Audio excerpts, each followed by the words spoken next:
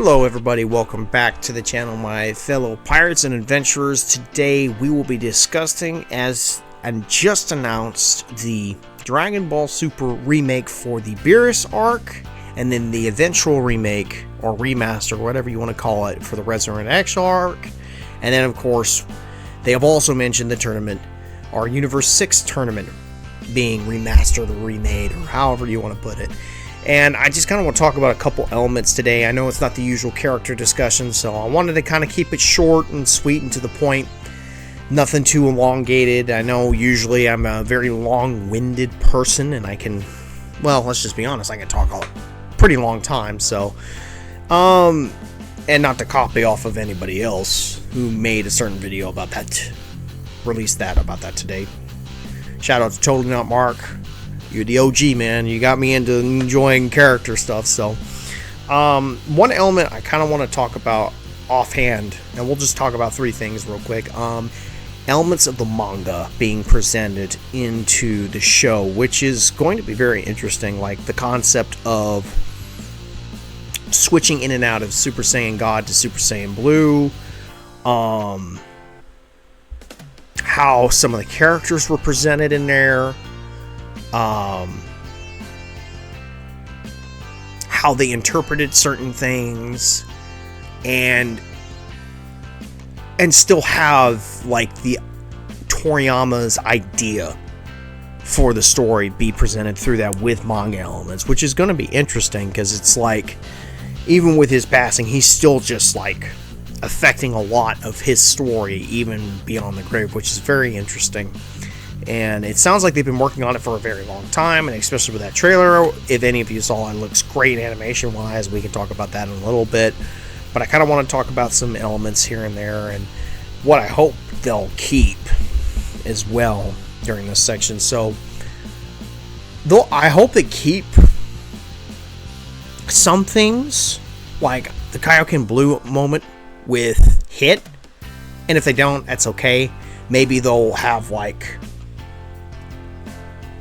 I don't know, the Perfected Super Saiyan Blue in that arc. I kind of doubt it, because I believe it appeared in the Goku Black arc in the manga. So, honestly, I still would like to see that, because I really like that idea of, I forgot how they put it, or Goku put it when he used it for the first time and was able to use it. It was like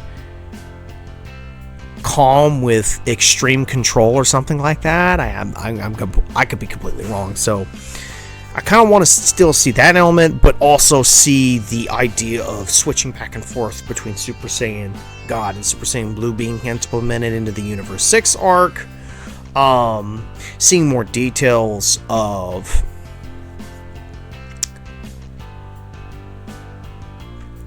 with certain things, like how Super Saiyan God came about. Maybe explain that a little bit more.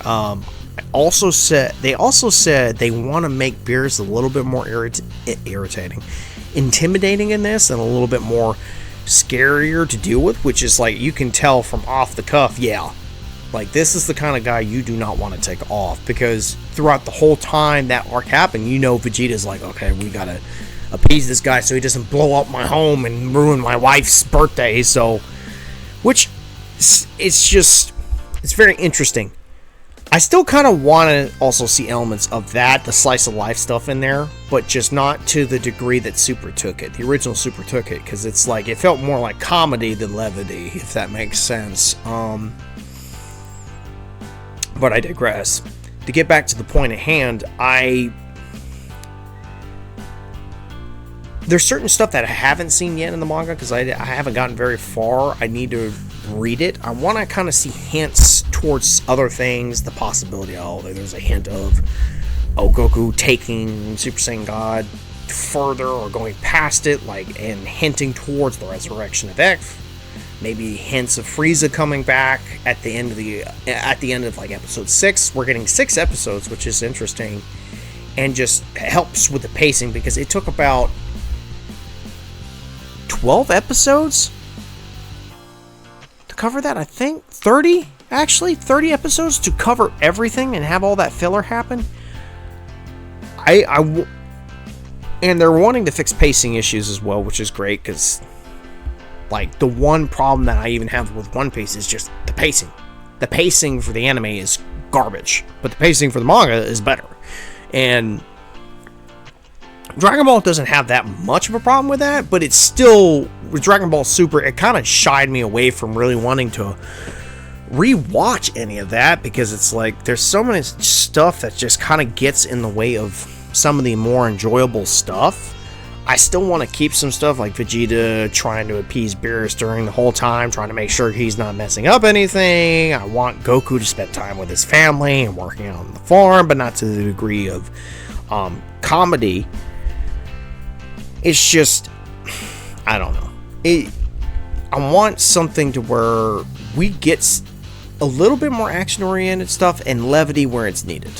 Not like comedy the whole time, breaks off into the action, breaks into the comedy, breaks off into the action. You just have this disjointed, broken apart feeling.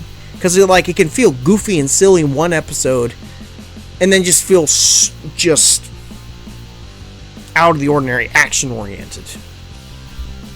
And I think one of the things that I enjoy about the Universal tournament arc was it intermingled with that slice of life stuff pretty well, especially when they were finding the members of the Universe 7 team, which was great. I like that element. I like the element of finding each person, whether it was Tien Shinhan, whether it was Master Roshi, which how they got him there,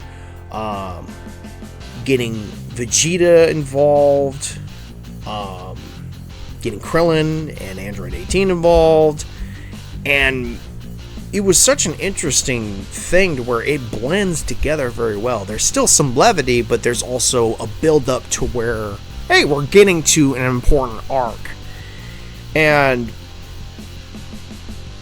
with that being said, for this new arc, with the animation that's being presented, like, and this is another thing I'll compliment the Universal Tournament arc, is the animation quality was great.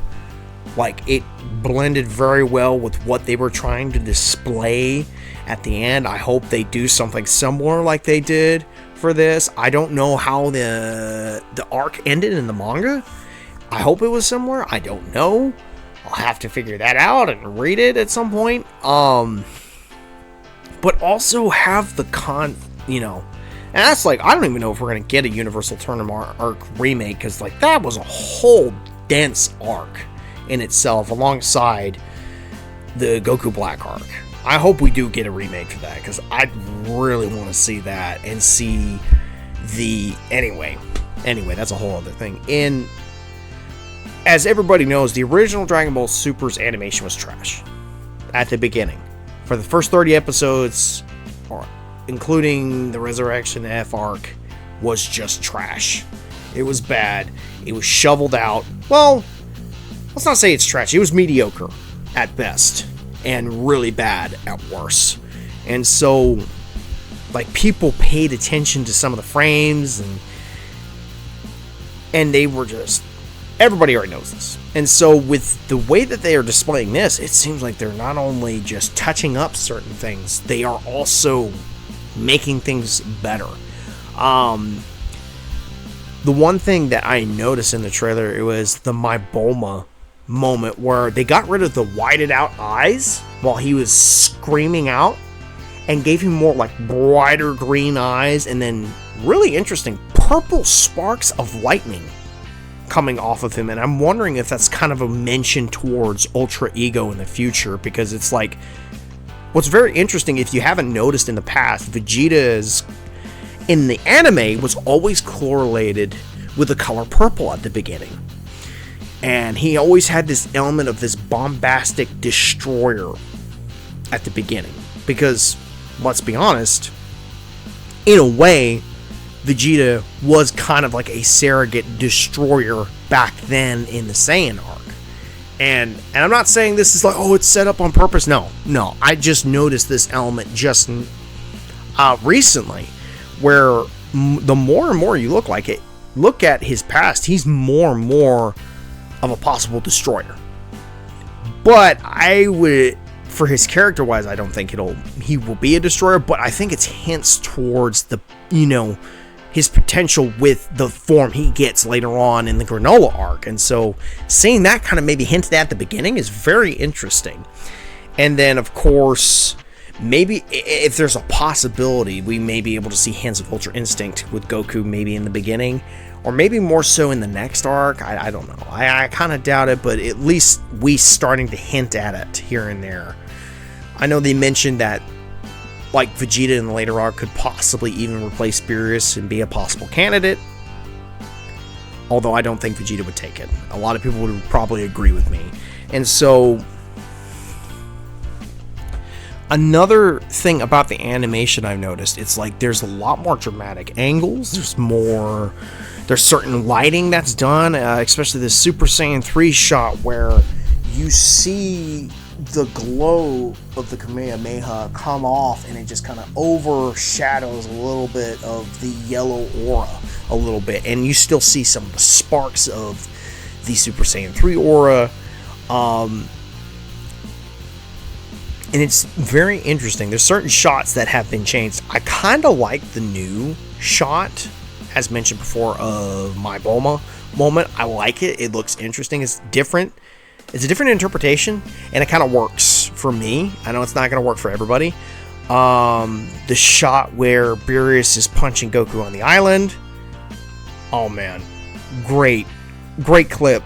Great pieces, great frames that I saw. Like, you could tell they were being intentional with how they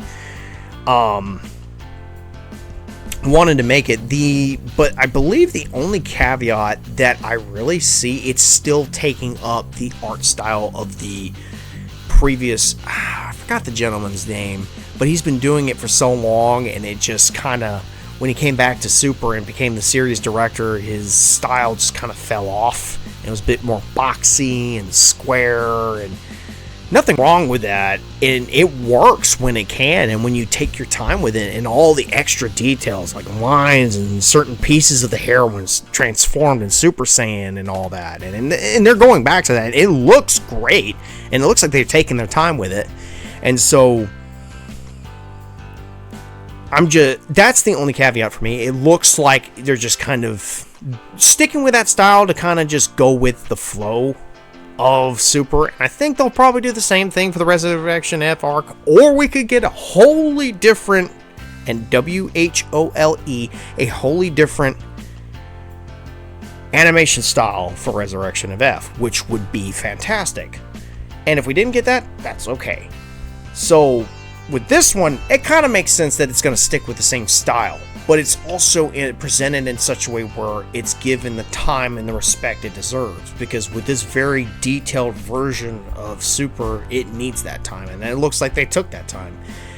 It'll be very interesting how they handle the 6 episodes as well, because that's very interesting how they are condensing that into 6 episodes and then pulling out elements that are not needed, and then adding different animations, more animations to certain things, adding more story elements, of course. And the third thing I kind of want to mention here is, and I've kind of mentioned it here and there,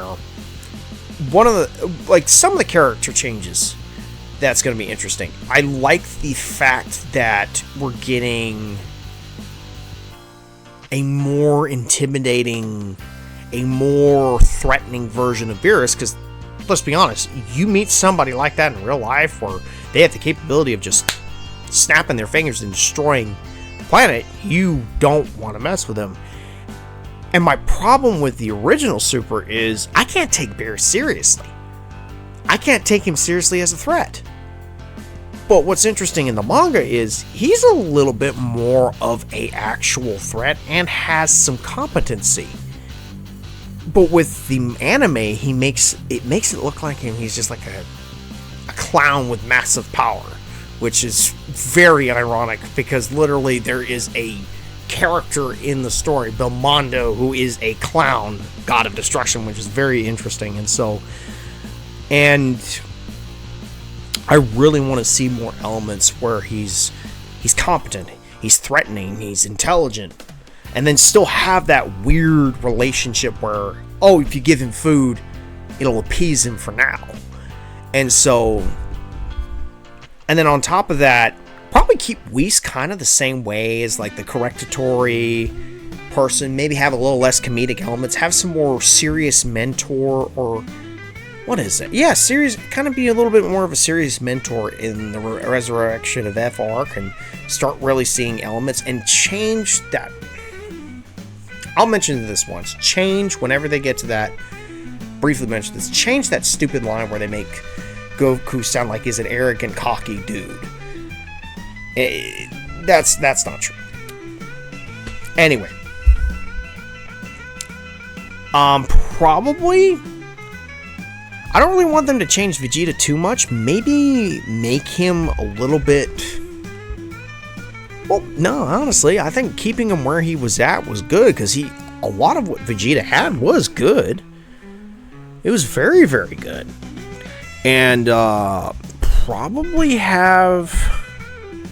Maybe some of the more of the side characters interact with Beerus here and there. I know Boo did over the pudding, which was interesting. That's kind of a comedic element that probably needs to stay there, because it's kind of an important part to the movie, to why he ends up getting upset. But maybe they'll figure out something to where like, oh, he gets offended because somebody didn't give him the respect he deserved. Or maybe it can kind of boil over time, like everybody's just like not sure what to say to him and trying not to get him upset, and maybe try to help Vegeta appease him here and there, and Bulma's just not in the know. One other thing that I really, really want to see is more hints at Gohan and Piccolo's potential, to where it can hint at towards the connection towards superhero. Like, they feel like there's something there. And, well, Gohan feels like there's something there, but Piccolo feels like he's kind of in a rut. Give him something that makes him feel like, I have done nothing over the years. It's been 4 years, maybe even more than that, and I feel like I haven't really done much around here except be like a babysitter for people, or help people out reveal their power, and not really have anything for me. Kind of have that frustration for Piccolo, and then for Gohan to maybe become a little bit more ignorant of his potential, and people just keep pushing him and telling him, like, and especially like maybe the Goku and Vegeta and Piccolo, and that's what I appreciate about Piccolo. He just tells you straight, like, hey, you have this potential to go do all this stuff. You still have it. Why aren't you training? Why aren't you doing this stuff? And so maybe more stuff with Gohan and Piccolo. Maybe some more stuff with Goten and Trunks here and there. Maybe I'll get maybe some hate for this. Maybe just show off Gotenks a little less, because let's just be honest, he was not needed for that arc. He wasn't needed for that arc.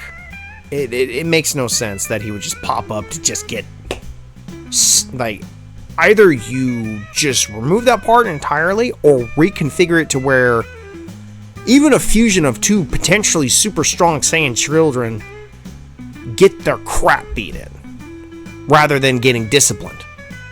And so, of course, eventually leading to where Goku can officially go grab all the Dragon Balls, go talk to Shenron, and figure out, oh, there's a whole new way to figure out how we can actually fight Beerus, and eventually have that ability to turn into Super Saiyan God.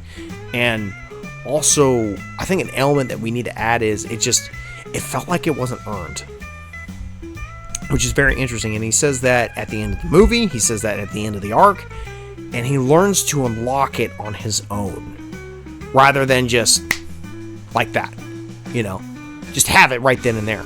And also show Vegeta possibly doing the exact same thing and just learning how to unlock it that way, because I would really like to see that potential be seen there for Vegeta, to have that climb of going up the ladder to eventually get to the forms that they will have eventually, and just hint at that. And then another thing that I probably hope for is maybe make some more characters somewhat competent here and there. And I mentioned like giving more time to certain characters, but maybe make Krillin a little less afraid and just be like, okay, here's another threat, we got to do something about this. And then have Tien Shinhan I mean, not be a pivotal character because he's still a side character, but have him be like, okay, we've been at this point in time before, we got to do something about this. And then just, I don't know, we'll see. And one other thing I want to add is make Goku competent again. Make Goku battly intelligent again. Make him not an idiot, just kind of naive to certain things. Make him not the butt of the joke. Because Goku's not supposed to be the butt of the joke. And I'm not going to go over what I said in the Goku discussion, but just to kind of wrap things up is like, I want to see a competent Goku see that, hold on, there's a whole other level I haven't even reached, and now I can keep going, and see that element that was kind of put in there, but also see it given to a more competent, a more, I'm not going to say like brilliant, but more intelligent person. Because Goku, in some ways, is a very intelligent person. Maybe not necessarily as intelligent as certain others, like Piccolo or Vegeta in a certain way, but more like, I was like, okay, been here, done that. Still be kind of that mentor, teacher-esque character of sorts. You know what I mean? And just be introduced to this whole new world, still being taught, still being given these opportunities to learn, and then also still take those teachings and be able to teach other people at some point. And to kind of wrap things up, and because I've already kind of talked over the limit, but just more so, find more reasons to give Goku an opportunity to be Super Goku. Just be the Goku we know he can be. He can be in that story.